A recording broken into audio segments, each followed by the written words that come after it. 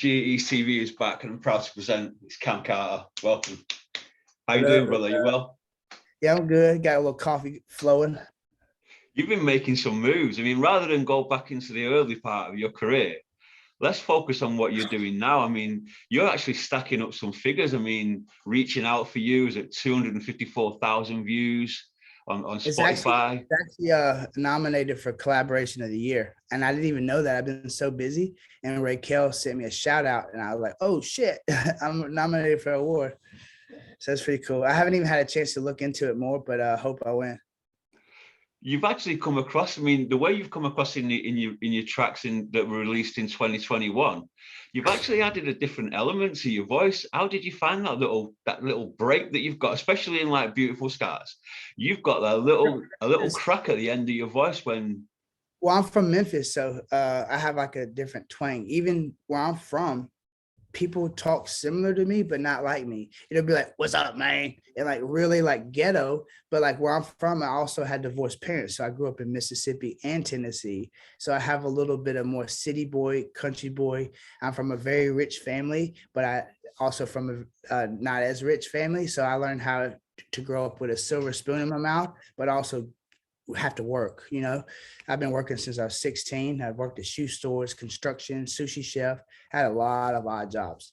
So when I finally went to college and graduated college, I kind of did that for my family. And I always wanted to do music. I had a chance to sign with Murphy Lee and Nelly in 2007. And I let it slip through my fingers. And I wrote some songs that went platinum. Never got credit for them. So it kind of put me boxed in my shell, like where I couldn't trust anybody. When my mom passed away, I decided I wanted something new. So I flew to California, got a regular job, struggled. And then I was just like, fuck that, you know, like I didn't come here to work. I came here to live my dreams. And I learned that sometimes your dreams are jobs somewhere else. So if I would have grew up in California, I was a football star. I could have did things with football in a different capacity because where I'm from in the South is very like a religion. Like some of the best athletes in the entire world play in the South. Yeah. California, I would have shined because like I'm short, but like I'm very strong. I'm very fast. But my dream was music. My first love was football. My second love was music. I've been writing poetry since I was a little kid. So like books like Shel Silverstein and Robert Frost and Ralph Waldo Emerson. And those type of people is who I studied. Shakespeare, Edgar Allan Poe. And when I started really listening to 3 6 Mafia and Tupac, I was like, I could do this. I could do better. And I could rap about things that ain't dead bodies or middle fingers. I can rap about like things that matter, you know? And you have. I mean, I've been driving about the last 10, 12 days playing nothing but your music on a loop, and even my kids have started listening, or not even, my kids are listening to it as well now, and they're asking questions, who's this, what you're listening to. And again, it's your southern twang in your voice, because it's got that slightly different edge to it. If I were to compare myself, like you don't ever want to compare yourself with anybody, but like I feel like we always talk about the shoulder of a giant. Like Beautiful Scars says, I'm standing on the shoulder of a giant, pacing, waiting. I do it when I can't sleep. I'll do it when I die, because we can save the world if we try. Winston Churchill said that. Yeah. When back in the World War II, and they were about to drop bombs, they said, as soon as Japan bombed Pearl Harbor, Winston Churchill said they woke up a sleeping giant. And they said we're standing on the shoulder of a giant. What he meant by that is I could be greater than Einstein, because I can pick up a book and I can read all about him. I can learn all about his theories and all that kind of stuff. So there's no excuse why I can't be better or greater than him, because he didn't read a book on Cam Carter. So basically we can use our history. We can learn mathematics. We can learn science. We can learn all this stuff. Back in the biblical days, people were not very smart. People are not very smart now. Can you imagine when you light a fire and like, you're like, oh my God, you're a God. So like people that wrote the Bible were people like accountants and politicians, Pharisees of their time. Yeah, I'm Jewish, me, so I do study the Torah. So imagine back in the day, nobody believed in the Son of God or whatever religion you believe. Well, nowadays we have many gods when it comes to like public figures. We used to have Hercules and Apollos and stuff Yeah. for costumes, a lot of myths and theories. Now we have people like The Rock and Tom Brady, and those are our new like gods of our time. So people have arenas, like if you know what like a pylon means, you know, the little things that are in the end zone. Yep. If you look up the definition of a pylon, it's a portal to a new world. So when you cross the end zone for a touchdown, you're crossing a new portal. Oh, So it's really interesting because I've studied semantics, I've studied dictionaries. so you did So that? You actually studied semantics at school, the English language? no, I just picked up a book and did it myself. To be honest, like there's no one that can teach you things more than you can teach yourself. For sure. I had a lot of information and I just let it go out the other ear. In college, I really didn't care about what I was learning. I just wanted to make good grades. But after all that, I started being more interested in education and more interested in smart stuff. And I feel like a lot of stuff was shown to me as a kid. You just soaked it in. A lot of those songs that you're hearing, I wrote at 12 years old, 15 years old. So Which one in particular? Shadows. I wrote Oh, that. really? I wrote that song in 2003. I dropped it Wow. on Friday the 13th of 2019, and it predicted the entire pandemic. I wrote that as a kid. The only new songs that I've released that are actually new are Anything for That Body, Pump That Peach. That's it. Everything else is songs I wrote as a child. So like Wow. the songs that you're like, wow, that was Wow. me as a kid. So imagine what I have coming next. You know, like I've written new songs. I'm working on some stuff for NFT projects. I'm really excited about it. I've been so busy this week. I haven't had a chance to book a studio, but it's kind of my dream to record in Nashville. I was actually going to ask you about your little NFT, the way you've moved into NFT, and you seem to have a real fix on it. Are you enjoying it? I'm enjoying it because I'm actually core team with a few projects and stuff. I've helped a lot of other projects grow, but I'm real particular on who I partner with. One of the partners I could say is Chad and Brad, which is going to be the first digital dispensary for the metaverse. So you can Yeah. literally put the metaverse on, go into the digital dispensary, buy marijuana legally, and it show up at your front door. And it's legal because it's California. So like in the future, it'll grow and grow and grow and grow. And then you will have huge companies paying us to put their products in our store. And if they buy it, we get money, they get money, and it shows up at people's doors.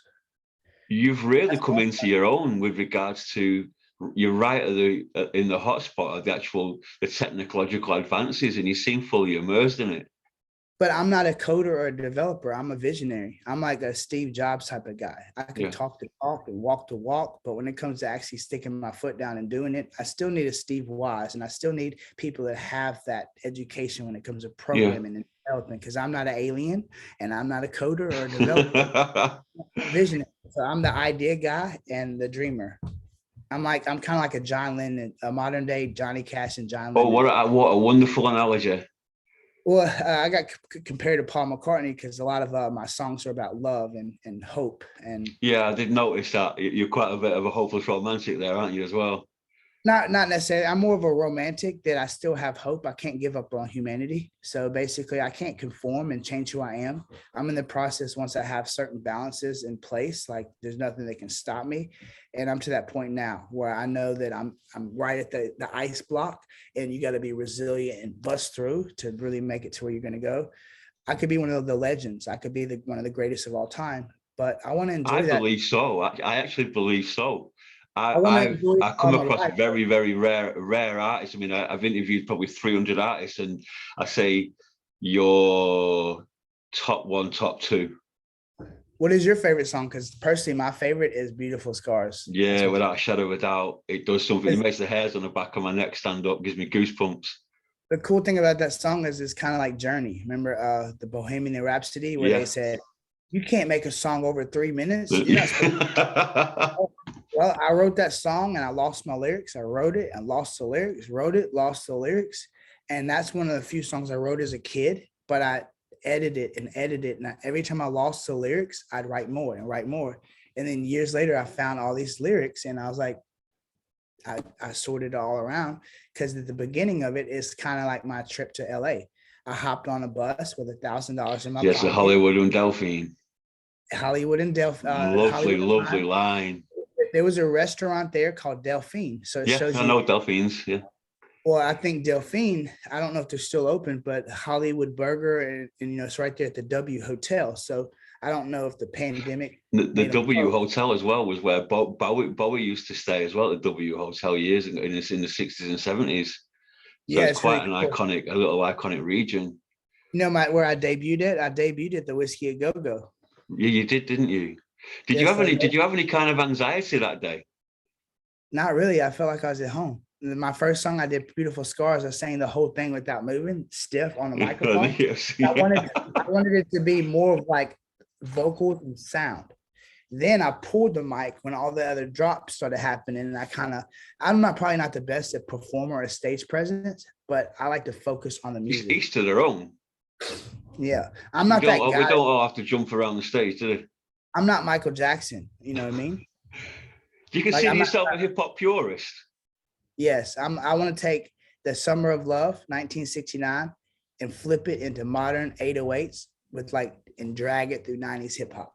So I want to sound like classic hip hop. It's a real eclectic sound you've got. Yeah, but I want to kind of develop the future as well. Instead of it being stuck in one. Some people say my lyrics and my sound is outdated, but they always say what comes around goes around. Yeah, for sure. What comes around goes around. Instead of listening to what people say, I'm just doing what I want. Like I have songs trapped in me. If they don't like it, screw them. I'll do the next song. Maybe they'll like it. I want to make songs for everybody. They always say, don't make songs for everybody because you won't ever have your targeted audience. Yeah. I say, fuck that. They just ain't done it right. I was gonna touch on that. I mean, if you had some kind of like unruly kind of reception to a song, you're still gonna roll with that, right? Absolutely. Like for instance, my next release is an ode to Johnny Cash. I want to drop it on 2/22, and all I need is cover art. But I have a song with Muck Sticky, which has been in this business for a long time. Yeah. And we have a really good like chintzy, positive song where I wanted to make like a annoying country song. But then the night before I was freaking out like, hey, I got a studio. I don't even have lyrics. So I'm in the shower and I'm singing to myself. I'm like, why am I singing this dumbass song? And I was like, oh shit, that's the one. So the next day I wrote the lyrics down. I brought it to the studio and the guy wrote his lyrics and we stuck them together. We was like, no way. It's kind of like we wrote the future without even knowing it because he wrote a song about having a good day. And I wrote a song about having a good day. When we linked up, we had no beat, nothing. So we just tapped on some drums, played a little guitar, recorded it. And now we have Post Malone's engineers working on it. Wow. What studio was that at? It's actually a legendary studio, the American Recording Studio in Memphis, Tennessee. That's where I met Casey. Jason Gillespie. How bizarre. One of the only studios in the world that I actually know. And that's awesome. Jason Gillespie, he's my boy. Jason Gillespie, yeah. What a guitar player he is. He actually played the overlay on Beautiful Scars. Like, dun, dun, dun. Is that him? Yes, and I have a song for Nike that he used his voice and he go. So like Jason's on two of my songs and he actually put the guitar on one of them and his vocals on another one. And he also offered me a distribution deal. And I've been so swamped with stuff. I haven't had time to like hire a lawyer and just have someone read over it and stuff because like I'm trying to make my own way and I don't have the budget of major labels. So instead of have the budget of major labels, I put my money all into production. That we have great sound, great music, and then all that's left is marketing. And that's the hardest part because that's where the industry is controlled, where all the failed musicians turn into shitty marketers. So like there's an awful lot of, you know. You get to that point where I'm at, a lot of people settle. They're verified. They look successful, so they try to make money off everybody underneath. Yeah, I'm trying to break through to the next level and become a business executive and an artist where I can develop others, but still, instead of sell them dreams, sell them opportunities. That way, here's what you got to do. Here's how much it costs. This is what you got to do. You do it, this will happen. Compared to pay this, and then they still fail. Yeah. It's a shame. It's a shame that the industry's got so cynical. I mean, it always has been cynical, It but always it's has been, but I'm not a puppet. I'm one of those people like the Beatles or like the Tupac. I'm the outlaw. That's why I compare myself to people like Johnny Cash and stuff. Because when I learn their story, I feel like I relate because like some of the same struggles Eminem had, some of the same struggles Kanye West had. I'm feeling it right now. I'm in that position where I'm humble to know I need help. I was But going to touch on that. There's one of the questions before you move on to that. Have you had any kind of mental illnesses with you in regards to music? Any kind of blockages? Any kind of struggles? I'm kind of like Kanye in that sense. When it comes to like ADHD or bipolar, and Yeah. that is not a superpower. So I don't take medication. I smoke weed and drink coffee. Like if I was crazy, cool. I can relate. I can use certain stuff to relate. What makes me a good writer is if you're a 12-year-old boy under a tank. Have you ever seen Across the Universe? Yeah. Remember that scene, Let It Be, where the Yeah. kid's hiding under the tank? If you're that kid, I can jump into that kid, relate, and write a song for him. If you're a 16-year-old girl with pimples on her face that got broke up with, I can jump into her from her perspective and write. So when I write a song, I think about who's going to buy this shit? Who's going to care about this? So I jump into those different realms. When I did Reaching Out for You, for example, I reached out to Raquel. She was very skeptical of working with me because she's a country artist. I said, well, I'm a songwriter. Just trust me. We started writing a song. We were struggling a little bit. Yeah. We never met. We did a lot of this during the pandemic. Then when we recorded it, next thing you know, Gardner Cole, the Madonna's producer and songwriter, came out of retirement to produce the record. And I had to Google who he was. And I was like, holy crap, how did that happen? Next thing you know, the song came out. It put up 250,000 streams without much marketing. We got number one on the independent charts. We was on the charts for like 10 weeks, from 10 to 8 to 3. And then I was looking at the Billboard charts and comparing it. Olivia Rodrigo had driver's license. She was number one. 6ix9ine was up in the top 5, and Taylor Swift was up there. Yeah. And I looked at the independent charts, and they were on the same list, but they were like 3 and 5, and I was number one. I was like, how? Crazy. So I'm starting to learn that it's kind of like the Teen Choice Awards compared to like whatever. When you have exposure in the fans, people will actually show love and keep it real. But when it comes to this mobile industry, billions of dollars, machines, independent music has kind of taken over the last 10 years. You have artists like Russ, artists like Black Bear that have shined and did well. And it's a very big threat to the music industry because it's been controlled in a certain way for a certain long. The internet kind of changed everything. Yeah. So the major businesses started buying percents of like Spotify, Apple. That way it's pay to play. So when their artist comes out and they already have them on a big contract, they put them on these playlists and they're going to get their return on investment real fast because it's a controlled industry. For instance, if you put me on Rap Caviar and I'm on that playlist for 4 months, maybe 5 months, I'm going platinum just for being on that playlist. So it's controlled to the point if I have a record deal with Interscope or Def Jam or whoever, and they put me on those playlists, they're going to get their return on investment. For sure. They might millions and millions. They might kick me back 18%. And then in the future, I'm a huge, famous legend celebrity, but 85% of all my money is somewhere else. And then I might not own my masters. In my case, I own my masters. I have everything myself. So that makes me a threat to the industry. For sure. However, when it comes to Web3, Web whatever, the metaverse and stuff, this gives me the opportunity to really shine and write the rules as I go. I have a lot of songs coming out.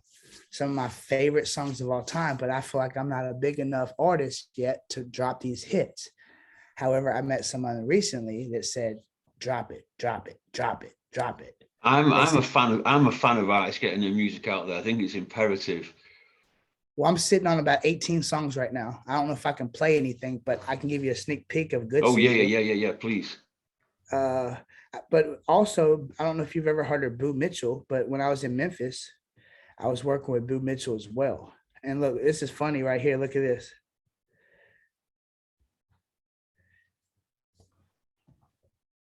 It's a letter of recommendation from Jason Gillespie. You can see Jason's name, yeah. That's But anyways, crazy, man.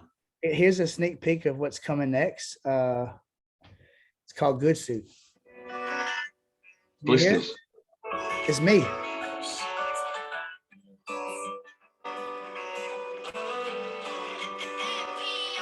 I've had my dreams fall down to the fibers in the carpet, lost love.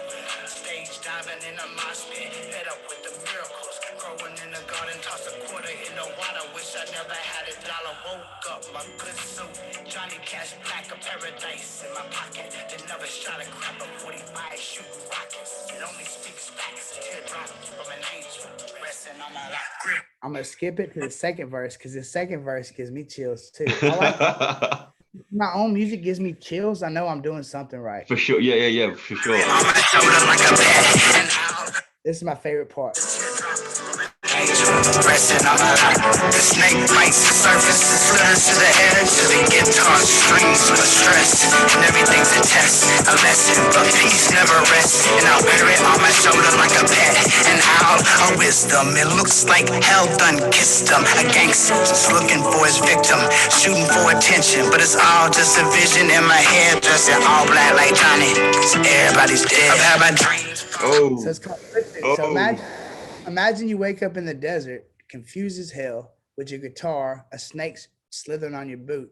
You got a pair of dice in your pocket and a 45 shooting rockets.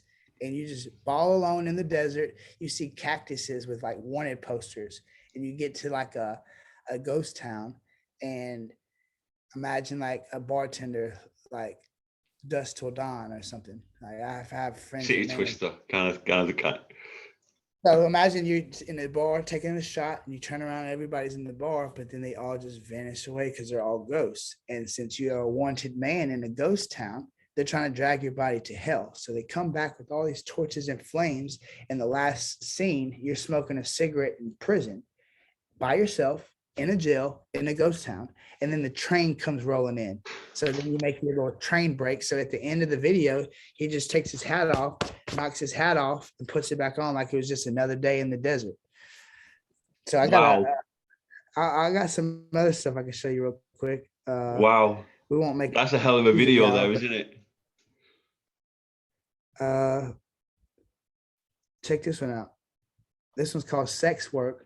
You know, during the pandemic, a lot of like the girls next doors that lost their job got into OnlyFans. And it's funny because we were just talking about social media marketing, how even my friend was in some of the same campaigns as that same company. As they built their social media and got to the point, they offered new opportunities to people that lost their job.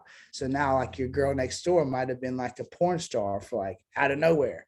So I was like, this is a good opportunity for me to make promo music. So when they promote their OnlyFans, they just play my music. Wow. So check this out. I'll So true. Break beds for a living, cause you bad news. If I do, hip swing like a baboon. Suntan calling King Kong. She bad in the back room. She soaked like a monsoon. Deep throat taking harpoons. Webcam with a bottle of lube. It's like, damn, what the bitch about to do? Girl on girl, cause it's boob on boob. Truth is there, and it's always true. I don't care, baby, do what you do. As long as it feels real good to you. Hey, sex work, made it think twerk, twerk. Sex work, she had it in her purse. Make a hush, yo, when she put that lush, yo. She gushing and everybody lusting. Sex work, you made it think squirt. Sex work, she had it in her purse. Make a hush, yo, when she put that lush. I'll skip it to this third verse. Wow. Amazing lyrics. Here's the third verse. Boss rules, more subs in the Navy. The few in the crowd salute, baby, baby. Hey, can I get a little replay? Brain waste form with a referee. Earn a straight, she quit when she say so. Lick the tip, stroke the head like Van Gogh. Little sips add up, don't bend over. Real life, this is never Nintendo. That kind of stuff, you know, I got a lot of cool stuff coming, and it just takes a little time to. Turn your mic up a bit. Can you hear me? That a little bit better. No, you've gone quiet. Let me see. And I unmute. What about now? Volume. My volume's up. It's quiet, a little bit quiet. But can you hear me now? Can't hear you at all. Ah.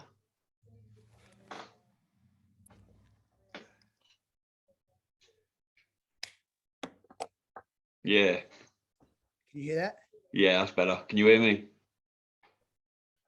Yeah. I don't know if these are working. Let me turn this Bluetooth off. Why has it gone quiet all of a sudden? I don't know. Can you There you hear me? go. There you go. You're back. You can hear me now? Yeah.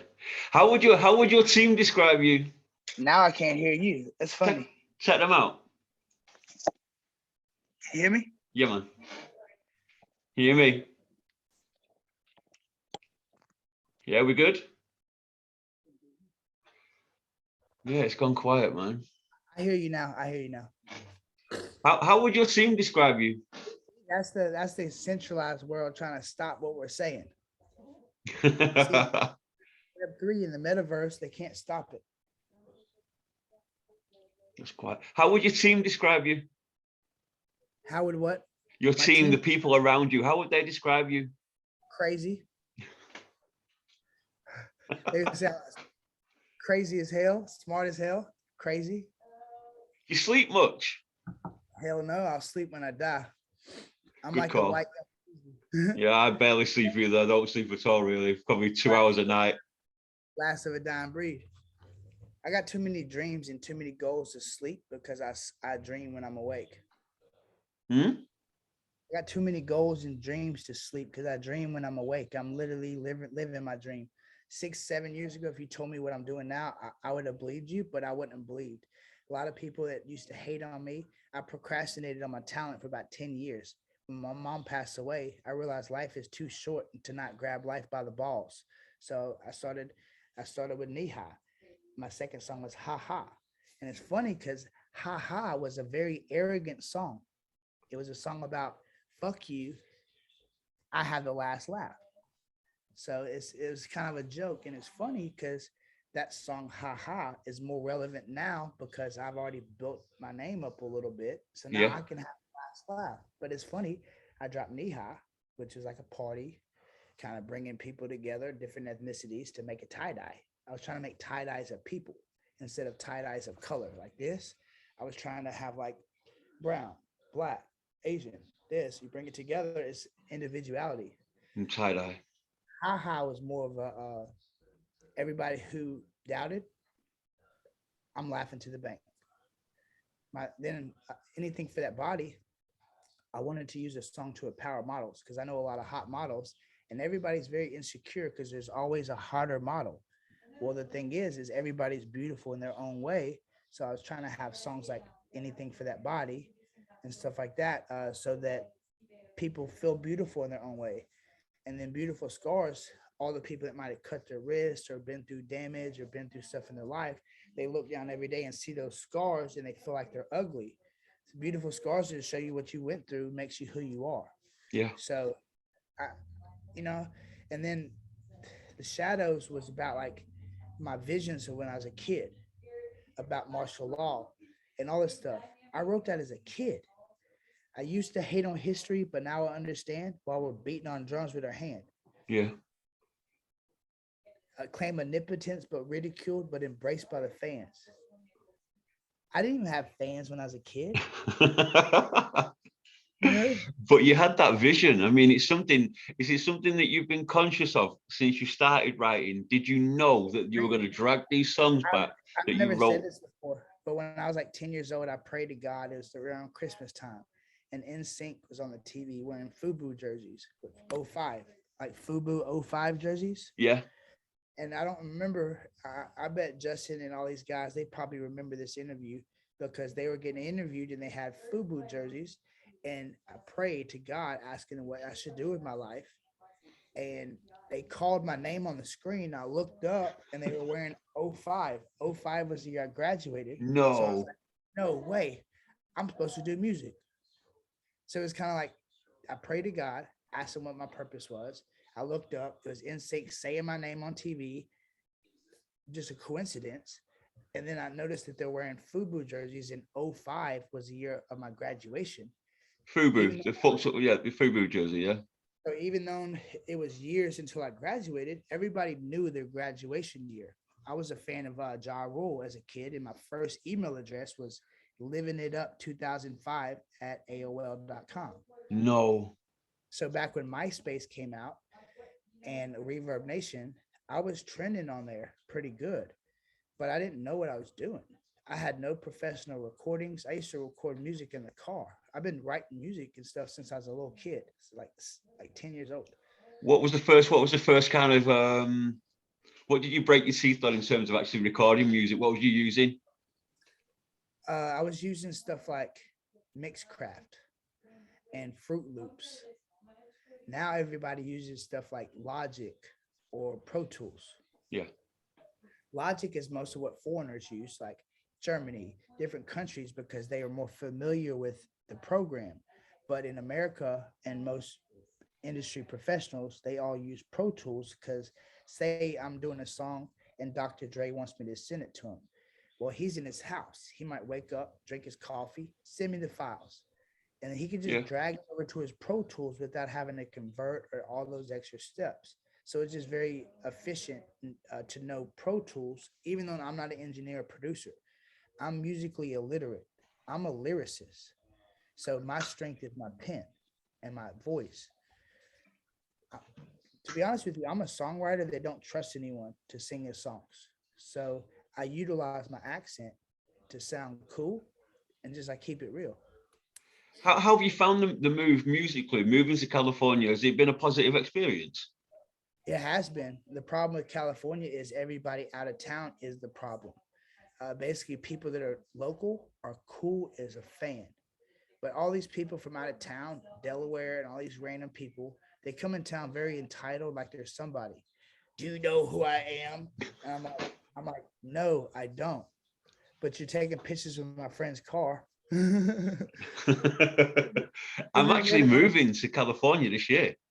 Yeah, but you'll be going to Malibu. It's a lot different vision and vibe. Yeah. But celebrities and rich people, so people are wearing flip flops and t-shirts and Yeah, I Gucci.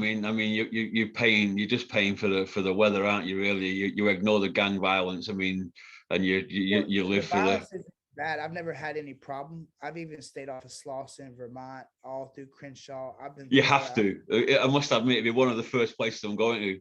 Dude, when I first came to LA, I didn't have a vehicle. I moved to 1600 Vine above Trader Joe's. I had some headbutts with my Can you roommate. speak up a little bit? You moved where?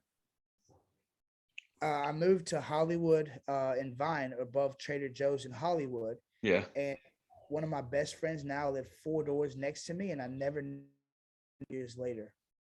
Wow. So I'm looking forward just to being in California. A lot of my people that I've interviewed, people that I consider friends, people that I want to actually see and go and watch them in shows. I have a small circle of friends here. I think my life will be a lot richer for me, fingers crossed everything goes well enough for me being in California. if your girl or whoever, if your wife or whoever you're saying has a rice maker, I'm a sushi chef. So we can literally make sushi on the beach and y'all can invite me up and we can have like a little private little get together. One of my best friends, Adam Drexler, he actually is a core team with Peach and he has access to all the billboards all around the world. So if you ever know any companies or artists that billboard, Oh, you've gone. price. So when we all hang out, I'll introduce you because he also Yes, lives in Malibu. please. I look So forward to that. Right, I've got some little quick questions for you. Okay, go ahead. Are you ready? Yes, sir. Jay-Z or Nas?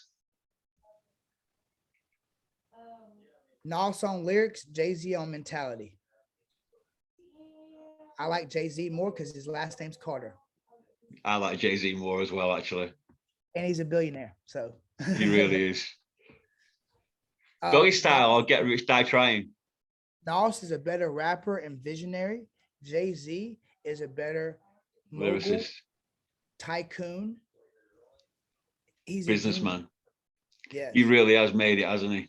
So I'm a mixture of maybe possibly Nas and Jay-Z without direction. If I had a little bit better connection, if I had a little bit better connections and direction, I could be doing what Jay-Z's doing. However, most of my money has been in like crypto and stuff.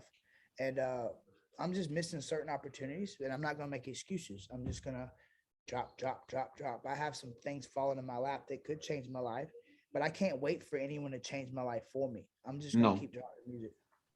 Biggie or Pac? Tupac all day. Biggie wasn't that great of a rapper in my opinion, but Agreed.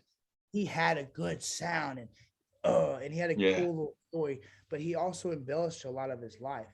Like he came up, his mom took care of him. But when he still went to, I relate to Biggie a little bit more than Pac, only for one reason, because I came up in a nice family. But I chose this. I chose this life. I chose to sell drugs. I chose to be an asshole. And when Biggie story, I learned more about it. I realized, damn, I can relate to Biggie and Pac because Tupac is a Gemini. If you notice, all the greatest of all time, from Tupac to Biggie to Lauryn Hill, Andre 3000, Paul McCartney, all the greats, Kendrick Lamar, they're all Geminis. They're all. They're all Geminis. I'm Gemini. So perfect. Are you Gemini? Yep. June 16th. I have the same birthday, the same time as Kanye, 10 years apart. Man, same time as Pac. That's crazy. So what's the odds of that? Yeah, Tupac, 16th of June. Mine's June 8th. So you're right there. My dad's birthday is June 18th. Wow. So Gemini gang. Doggy style or get rich, die trying? Oh.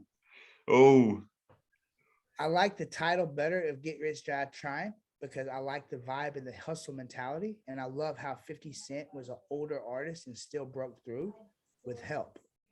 I feel like I'm going to relate more to 50 Cent because I'm a little older, a little bit more weathered, a little bit more cultured, and my mindset's better. If I Hell of an album though, wasn't it? Yes. Doggy style, I've never really liked Snoop Dogg when it comes to only that one album.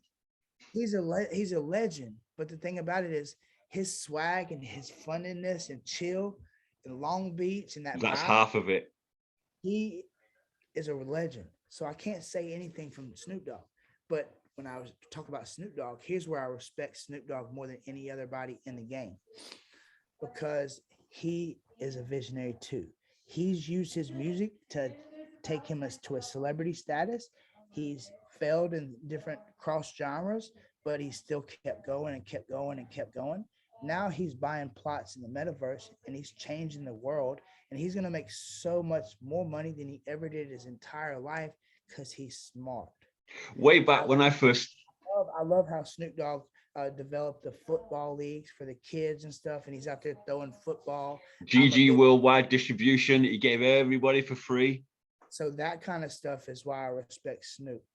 I've actually know Corrupt, and I actually know KG, Kid Gotti, some of his Dog Pound clique. I actually know him personally. I was actually at a Roscoe's baby shower a couple of years ago, about a year ago. Actually, it was about a year ago this time. He had a Roscoe, Corrupt's little brother had a baby, and I was there at his baby shower. It's pretty cool. I used to have a few little bits with Snoop and Andre and Eminem about 10, 12 years ago when I first started interviewing. I was quite lucky. I can't hear you. I had a few little bits and pieces with Eminem, Snoop, and Dre about 10 years ago. Can you hear me?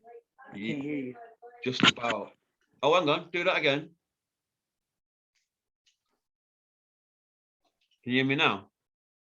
I can't hear you. Can you hear me now? Yeah, you've gone off completely. Can you hear me now? Yeah. All right, I can hear you now. Cool. Right, cool. I don't know what happened. Sorry. That's better. Yeah, I was quite lucky. I had a relationship with M where every Tuesday we'd meet on Facebook every Tuesday morning about 10:30 UK time for Medicaid. Huh? To my Eminem? Yeah. Every Monday we'd have medicated Mondays, and we'd meet at 10:30 in the morning, and we'd open up our prescriptions and go. Eminem is one of my favorite artists. I can't say he's my top five because no, he's not top five.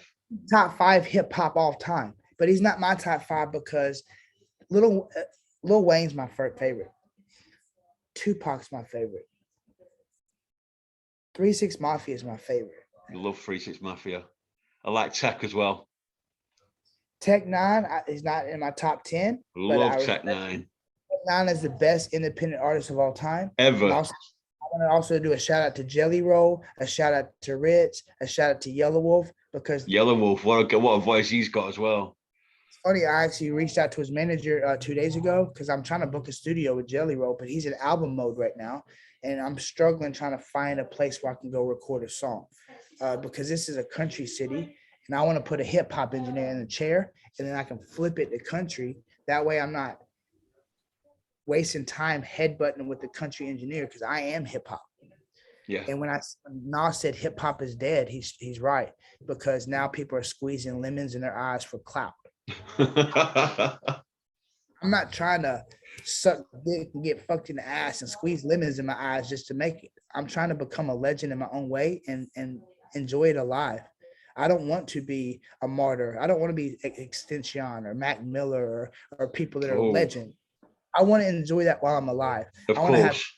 to develop artists. I want to help people. And connections like Eminem. I bet if Eminem sat in this room with me right now, he'd probably sign me on the spot, just like he did the Yellow Wolf. If Lil Wayne was right here right now and I could put my mind to like a computer and he knows my mind, he would sign me on the spot. The reason why I know that is because I know that I'm the future. Even though if I'm not the future of an artist, it's this. I'm a visionary. As long as my pen has ink and as long as I have breath in my body and I wake up and I'm alive, I can do anything that I want.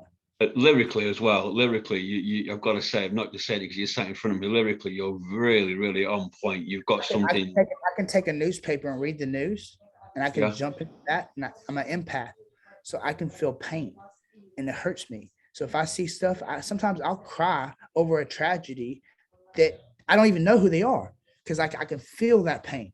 And if I read the newspaper, I can take that newspaper and I can write a song. For instance, the Haymarket Square incidents when they took the teachers and burned them and beat them and all that stuff. The Haymarket Square back in the old days. Yep. I wrote a song called August Spies. It says, let me see. I got song lyrics on this computer. Let's see if I got August Spies written on here. I don't know if I have it written. But anyways, it says, fight for our rights, fight for our humanity, fight for our lives. I can't remember the lyrics, but there was another one called New York News. Well, it's like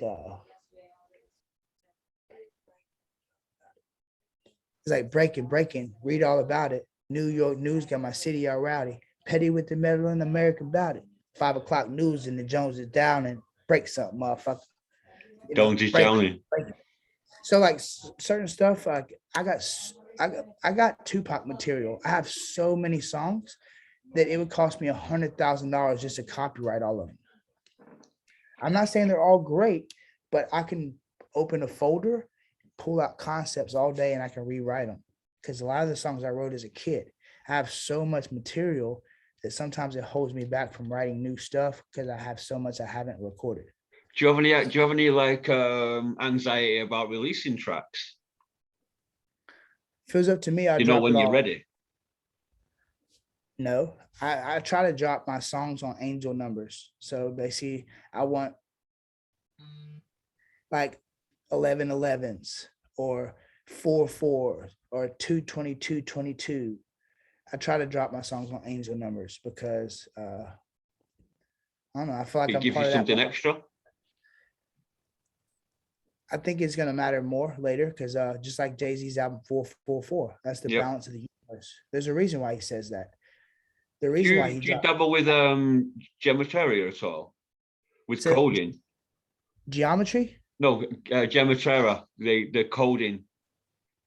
What do you mean? Like there's people that are online that write about 4/4/4 and 2/2/2, and they break it down into individual events. Gematria. No, I look at the stars and I just feel stuff. It's crazy. That's why sometimes I feel chosen and I feel crazy as hell. And I feel like the more I'm learning about myself, I'm not that crazy. I think I'm just ahead of my time.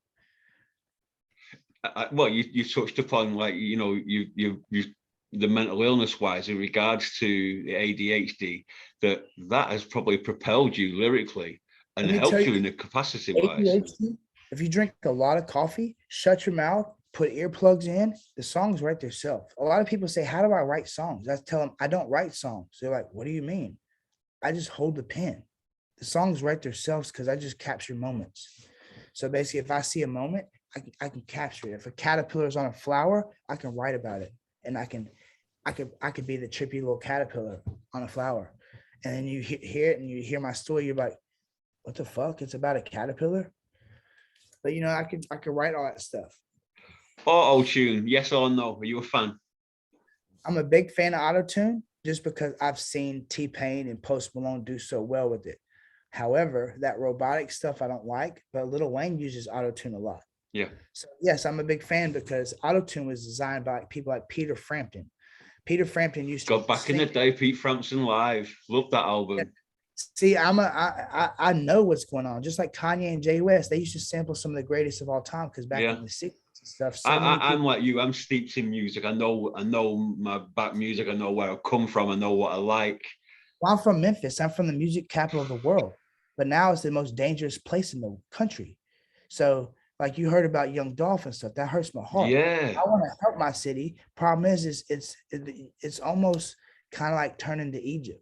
Egypt and Cairo back in the Bible's days, basically all the slaves would build the pyramids and all that stuff. And when they die, they just throw them into Egypt or Memphis. Memphis is like the burial ground of all the slaves. So basically when the kings and queens died, they had huge tombs. But Memphis in the Bible and in history was where all the slaves were buried. And my people. It's kind of crazy to think about this because Memphis is also where all the slave trading happened. Yeah. People used to get on riverboats from St. Louis or whatever, and they'd all meet in Memphis, kind of like you see the movie Django. That's what bought and sold slaves. And it's a darkness of my city. And I feel like there's a huge like satanic darkness that you got to break through because Memphis had a pyramid, and that pyramid, every business who ever owned that pyramid failed. So now Bass Pro Shop finally bought it. Everybody who ever went to the pyramid, their business failed.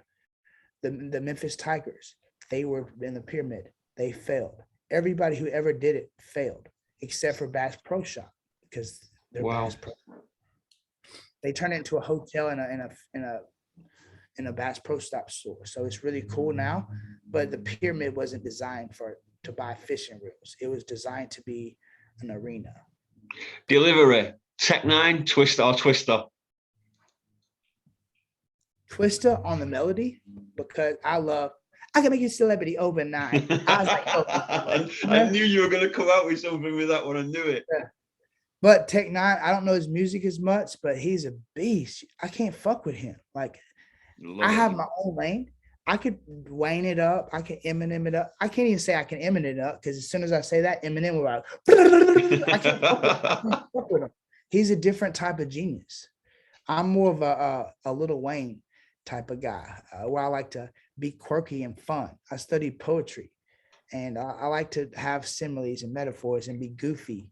And sometimes I don't want to say like cuss words or pussy and all certain stuff, but that's what's cute and fun when it comes to like the new age of hip hop. I like to call women women. I like to call bitches bitches. But when you have like feminism and stuff, like I'm a good dude. I'm kind of like a feminist as well. So when I say whore or bitch or girl or woman, it kind of like affects my mentality because like women are women. You know? But it's just one of those things. Like I don't want to be a hypocrite, if that makes sense. Death Row or Bad Boy? It's funny you say that because I just got off the phone with people with Bad Boy. And Snoop Dogg just bought Death Row. Hey, did you know that? Snoop Dogg just bought Death Row. He has indeed, hasn't he? Just bought Death Row. I mean, how crazy. And he dropped an album a couple of days ago, and his songs are going for $5,000 a piece on the blockchain. Yep. Really? Yep. And I think they already sold out. Wow. So imagine I drop an album and I'm Snoop Dogg and in the charts top 100 and it goes platinum times 3 and you get this much money. Imagine you drop an album and you get 5,000 song and you make. You've gone quiet again. What, 25 million? There you go. That's straight to your pocket. then you just pay tax or whatever. And Kendrick or Drake? Drake's father is from Memphis. Kendrick is cool. I really like Bitch Don't Kill My Vibe. Yeah, his voice again, isn't it? It's the Biggie thing again, isn't it? Really, that guttural sound. Yeah, but he's from Compton, and it's a different story. Drake, I know a lot about his life. Drake is a real one. He's a good dude. The thing about him is the reason why the only thing I don't like about him is, damn, I talk about having an owl on my shoulder because it's an owl is a symbol of wisdom. Yeah. The reason why Drake took the Bohemian owl, I don't want to speculate on a lot of stuff, but when he was with Wayne and those people, he was quiet as a church mouse and he was an observer. That's how I was for a long time too. I observed what was around me. I kept my nose to the ground, kept my mouth shut. I was raised by pimps, hustlers, and drug dealers. And what got me my respect is I was a superior football athlete. I'm not saying I'm the fastest or the biggest, but I could have tackled Jerome Bettis in high school because I was a fundamental football player. It don't matter how big you are, I can take you to the ground. And that mentality, I'm not much of a fighter, but I'm a neutralizer. I would rather take someone to the ground and neutralize them and just say, hey, I could fuck you up, or hey, I'd rather not. Are you a sneakerhead? Not as much, but I do got some Versace slides right here. But yeah, I like sneakers. I'm not a sneakerhead. I'm not paying $5,000 for a shoe. No. But yeah, I'll spend 200, 300, 500, 1,000 on a shoe. Yeah, likewise. That's all I'll spend, 200, 300. If I'm going to buy something very expensive, I'm not a jewelry guy. I'm a watch and belt guy. So I'd rather have watch and belts. I like what? Yeah, I'm a watch guy. If Jay-Z's hearing this or Eminem's hearing this, shoot your boy you know you want that. Audemars in my life. What advice would you give to a younger Cam Carter? Don't listen to anybody. Fuck them. They're dumb. They're the ones who's trying to tell you what you can't do. Like, they're not telling you can't do it or I can't do it. They're saying they can't do it. They just make excuses. If I would have signed that deal with Nelly, I would have already been on the map. But the thing about it is, I don't even know Nelly. I knew a friend named Deion Branson that played sports with all these guys. He played at Ole Miss. So that's how played it where? Ole Miss. Yeah, my friend. Oxford. Yes, he played at Ole Miss, and basically he grew up with Nelly and Murphy Lee. So that's the only reason. I dropped a song. He loved it, sent it to them. They was like really interested. I had a girlfriend at the time that was really toxic and holding me back. And I think everything happens for a reason. So the younger Cam Carter, I would have said, break up with all those girls, write music. And I would have said, Distro Kid, CD Baby, TuneCore, you can do this yourself. And I would have probably said, Jason Gillespie, call him. Where do you see yourself? Realistically, where do you see yourself in 10 years? Where are you going to be sitting? I'm going to be cuddling with the love of my life, driving Ferraris down the street while everybody's at my concert in the metaverse, where I could be chilling and eating and making sushi and enjoying life while everybody's watching my avatar perform live shows and I'm not even there. That sounds like an absolute dream, doesn't it, really, that? Well, people 50 years ago, if you said aliens are real, they'd lock you up and make you crazy. Now, presidents are saying, hey, we're making alien technology because aliens are real. And we're making the Space Force because when there's Geneva Codes, that's about land and water, the Navy, the Army, the Air Force. But when it comes to space, what if Russia or China or America launched satellites and these satellites were shooting? Well, guess what? There's no Geneva law. So if a satellite shoots another satellite and blows it up and loses billions of dollars, there's nothing you can do about it. So Star Wars, people like David Takamura, those are visionaries because they predicted stuff in the 60s and 70s and 80s that were happening. Star Wars, Star Trek, that's crazy because they already knew what was happening. What are you currently reading, book-wise, if anything? I haven't read in a while, But my favorite book, besides Where the Sidewalk Ends and stuff like that, like the old poem books or like Self-Reliance, stuff like that. My favorite was The Hatchet by Gary Paulsen because it was about a divorced kid, divorced parents. I think his mom or his dad, I think his mom gave him a hatchet and flew him on a little twin engine plane, and the plane crashed and he survived as like a 12-year-old on an island by himself. And by the time he finally made his way back to the plane wreckage in the ocean and got all the TV dinners and all the stuff off the plane, he had fires, he had snakes, he had food. And when the people came to rescue him, he put the TV dinners and asked, "Do you want a bite?" He wasn't even worried about getting saved because he survived. So I thought that was really awesome. He thrived. But when it comes to my favorite book of recent is The Name of the Wind by The Name of the Wind. Pat Rothfuss. This book is 1,000 pages and it relates to my life. It's like the modern Harry Potter mixed with Game of Thrones, mixed with like Badlands. So it's kind of like a kid who loses his parents. He had visions and very smart. He went to college at like 10 or 12 and got kicked out of college before he was even of age to go. He was smarter than everybody. He was a badass musician. The story is great, where it's basically an old man hiding in a bar that started a war, and then a scribe comes into town. Darkness is taken over, and a scribe recognizes him because of how he sings. So it's a very musical type of book with harps and lutes, guitars, where he's performing in bars and stuff. And he pretty much became the greatest magician and greatest warrior of all time. And then when everything went to shit, he just wanted to get away, start his own little bar, and just be a normal person. And then when the scribe finds him and realizes who he is, he told his story, and each day is a book. And it's crazy good. Lin-Manuel from Hamilton. Yeah. It's one of his favorite books as well. And I wrote something called Make Love Not History, which is going to be if everything. You wrote what? Sorry. Make Love Not History, a modern exploration of our global cry for peace. Very, very, very John Lennon-esque. Yeah, it's funny I said that because actually, real quick, since we're live and you're recording, I will read you a little bit. Are you ready? Yeah, cool. Not a ramble, but this is the first time anybody's ever seen or heard this. Let's see if it'll let me open this. If not, I can memorize it off my head. Actually, I've got it. Is it still filming? Hang on, you knock your microphone then. Can you hear me? Just about. Wiggle your mic. Can you hear me now? Yeah.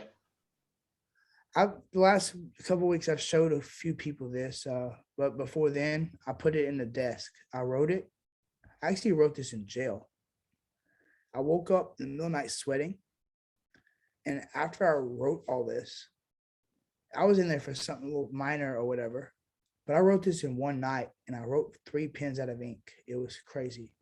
Then I put it in a drawer for 5 years, and I picked it up and I read it and I started crying. So just check this out. Are you ready? It says part 1. What made me freak out is because I wrote Latin and I had to get dictionaries to know what the hell I wrote. So I feel like I wrote this, but I didn't. Something wrote it through me. Does that make sense? That's why I think I'm kind of crazy, because I don't understand what the fuck I'm doing. I'm just doing it. So this is part 1. Ars longa, vita brevis, which means art is long, life is short. It says, if you receive this, then you have passed the test. And now it's time to separate our fate from all the rest. Not by envy, but inspiration, not detachment and distress that is designed and forgotten and discarded in a desk. Not by fantasy, but hope, the truth and nothing less. Distinguished by democracy, we're prized by our stress. Hydroplaned by poverty to stall the manifest, to carry on my brothers with more patience in each step. With permutation and not perish and not plummet to our debt, but rather rise like a phoenix from the ashes of our death. With this exclusive message, whatever will that you shall choose, remember life is a choice, so consider this on you. because no matter what the lessons or what history has proved, we should never succumb to life's vicissitudes. Trust me once and don't be weary. Deliberate each move. Listen to your love and be sincere at what you do. Don't be left to languish, left alone without a clue, trapped inside a nightmare and not knowing what to do. I feel it is my mission to save us from the news. But we can't hide inside the darkness and expect it of this truth. So Wow. the first two paragraphs. I can literally scroll. I'm going to scroll with my fingers and just tell me when to stop. I'm going to pick a random page. Just tell me when to stop. I'm scrolling now. Stop. I never said it would be easy. You have to know it takes guts to size up evil and never freeze up. You have to help you before you ever help us. Pretty soon it'll all be dust. And it's crazy how we let ourselves lose touch, killing our own kind with the same guns that we love. Take your time and understand what is and what was. But don't listen to the world. Listen to your love. Stop violence by stopping what we must. With everybody's hustle, we'll never need luck. Here's my journey through hell towards love. Not covet, but soar as a dove. Broken wings still flying towards love. Making justice just a little more just. Making friends just a little more trust. We've been in the dark too long and enough is enough. So read in between the lines. It'll all add up. I'm going to scroll again. Tell me when to stop. Stop. Consider this a declaration of our global cry for peace, sealed with a lock and $1 million key, held captive away from society, but yet I still believe in society. We only see what we want to see. Remember, true poetic justice always comes with a fee, but if you desire to open up, you'll open up your dreams. I'll try not to cry, die, question, jeopardize, or deceive. We're unique as people, so let us be friends with enemies. Defend those new friends from evil, plant more seeds so we can breathe, share love, and kill our violence, erase our tensions and decree. Let's cultivate our noble, rebuke our devilry, find faith, hope, and wait, and still germinate the seed. Yeah, these words are witness, still my pride and flesh appeal. Yes, this well-timed wisdom is really real in how I feel. This is my pugnacious purpose since my adolescence build. The power of my pen is my sword and my shield. A pioneer prosecuted through a place concealed through a glass blocked by concrete, small walls that seem like steel. A scope that you must protect yourself to invest into a skill, persevering pain to not to gain, but be sincere. Wow, Cam. I'm going to scroll to the very, I'm going to scroll to hell real quick because this Wow, is just, and every time you actually stopped, it was almost like you were meant to restart there anyway. Check this one part out. Check this one part out. This is the shoulder of a giant. This is crazy as hell. This is why this freaks me out. This goes on for 80 pages, bro. I'll be quick. I'll read one more paragraph and I'll save the ending for when it comes out, but it's all copywritten, so I don't care. But it says the cascades of many stages and abrasions of the feet swim with many sharks with more potential than their teeth. Then the mental or the stencil already knows as they speak, but feels the emptiness side, and all that emptiness was me. But that love still survives. Sometimes it keeps me away from sleep. With butterflies awake, I feel somebody else's need. And if I let them fly instead of turning the other cheek, I know that I can save a life and let discernment finally see. The princess died in the tunnel. Lincoln shot in a play. Jesus died on a cross. Caesar's court had him slain. Earnhardt finished what he loved. Dizzy's mind had us play. And I felt the ghost of Faulkner and Ernest Hemingway. The ambition of Columbus with Robert Frost in my veins, the courage of Geronimo, Da Vinci in my paint, with all the drops of Jupiter and the road beyond the gates, questioned history like Hitler. I hope he learned from his hate. Shakespeare'd my way through labyrinths in the city of the dead. That is the city of the dead is Memphis. Yeah. Shakespeare'd my way through labyrinths in the city of the dead. I grew up in the land of Elvis. Now that city's painted red. Have many dreams of Dr. King still standing in my head. The intuition of Mr. Farrakhan and all Mandela ever said. The seed of Paul and Bonnie, but I'll never be a saint. They're my engine and my gas, and they'll have to keep me safe. But now I'm blazing guns of innocence. All our losses off this page. I built on what was left behind and real for what it waits. The balance of my faith and wisdom. And so the synopsis of my brain mixed with Washington and Churchill and a little Wayne. Wow. So this is crazy. It's my greatest work, and when it comes out, it really is. That's absolutely fantastic. It'll win the Peace Prize with the right help. I told my aunt about it, and she laughed at me. And when she laughed, I saw Satan in her. So basically, they're gonna laugh all they want, but this will win the Nobel Peace Prize one day. There's a fine line between cut from the same cloth with musicians to acting. Do you see yourself either writing a screenplay or actually being involved in a movie? Lin-Manuel was struggling. He was broke. He picked up a book and read about the documentary of Hamilton. He went on vacation to Mexico and he was about to lose it. He was mentally drained. He was going crazy. He was broke. He was pissed off. And then he turned Hamilton's life into a rap. And look at him now. Okay, now Disney pays him $50 million for recording songs and composing sounds. Like, he is making the sounds of a lot of these Disney movies now, and presidents and doctors and the hugest politicians from all over the world go to see Hamilton on Broadway, and he was in the same position as I was. So if he can be laughed at and broke and just make a play of Hamilton, who's saying that this can't be on statues one day? Right. You know what I mean? Thank you very much for your time. It's been an absolute pleasure. Yeah, for sure. I can't hear you. It keeps going in and out, but I appreciate you, brother. I really enjoyed it. Thank you very much indeed. When it goes back to the music real quick, I was going to ask you if Yeah. you had any questions, because I know I kind of got off topic, because like I'm passionate about this, and this is something I've been keeping in my pocket for a while. So I'm a lot more inspired to release this, you know? Quickly then, we'll touch on that. There has to be an album in the making. Halo into Hell. Halo is 4 letters, into is 4 letters, hell is 4 letters. So that's my 444. Halo into Hell. When you're looking at dropping this? Now that I'm getting into crypto, I might drop it on the blockchain. Good call. You look at the artwork of Shadows, I might turn that into NFTs where you can walk through hell to get towards love.